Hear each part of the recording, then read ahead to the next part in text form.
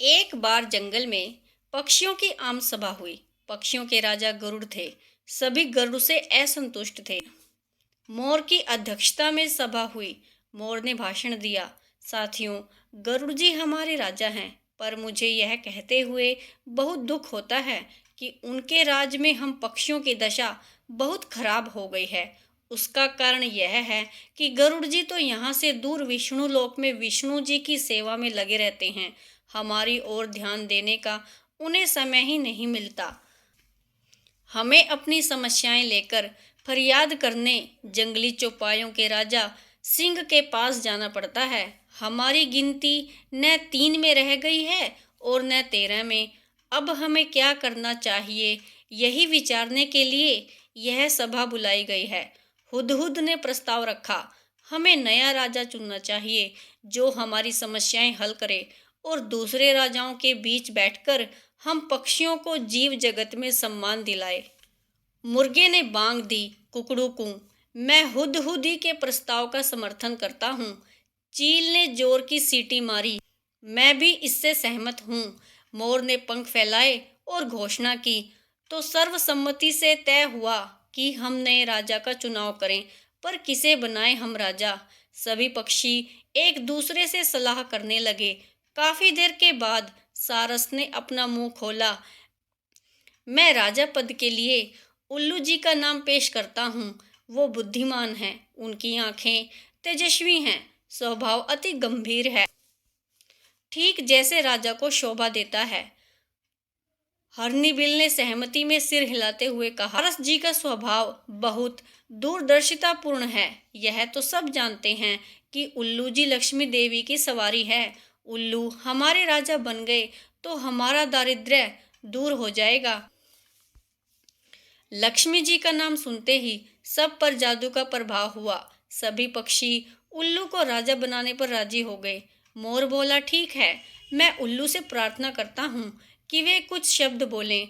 उल्लू ने घुघुआते हुए कहा, भाइयों, आपने राजा पद पर मुझे बिठाने का जो निर्णय किया है उससे मैं गदगद हो गया हूँ।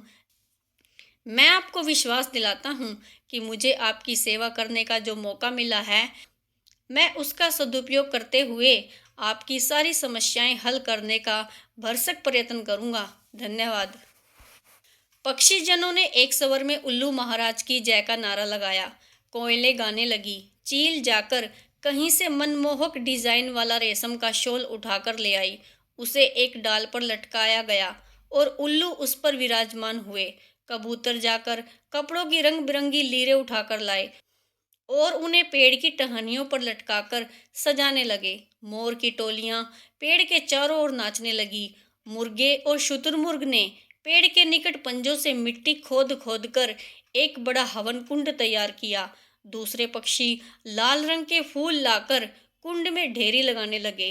कुंड के चारों ओर 8-10 तोते बैठकर मंत्र पढ़ने लगे। चिड़ियों ने सोने व चांदी के तारों से मुकुट बना डाला और हंस मोती लाकर मुकुट में फिट करने लगे।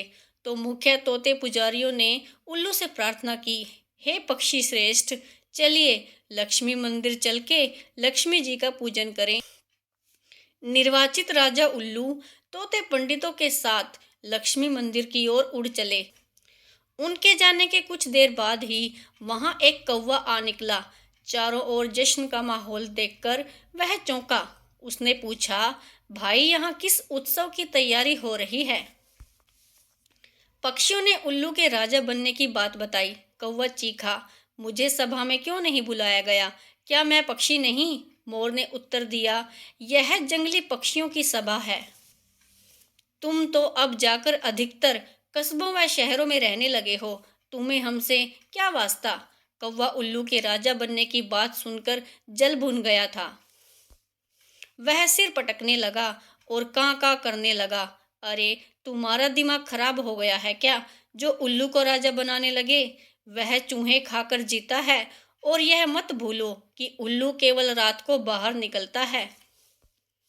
अपनी समस्याएं और फरियाद लेकर किसके पास जाओगे? दिन में तो वह मिलेगा ही नहीं।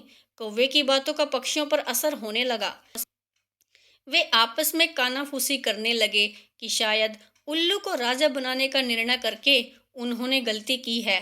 धीरे धीरे सारे पक्षी वहां से खिसकने लगे। जब उल्लू लक्ष्मी पूजन करके तोतों के साथ वापस लौटा तो सारा राज्य अभिषेक स्थल सूना पड़ा था। उल्लू घुघुआया, सब कहाँ गए? उल्लू की सेविका खंडरिच पेड़ पर से बोली। कौवा आकर सबको उल्टी पट्टी पढ़ा गया। सब चले गए, अब कोई राज्य अभिषेक नहीं होगा। उल्लू चोंच पीस कर रह गया। राजा बनने का सपना चूर चूर हो गया। तब से उल्लू कौवों का वैरी बन गया और देखते ही उन पर झपटता है।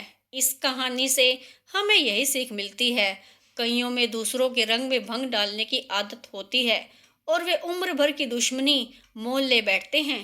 Thanks for watching.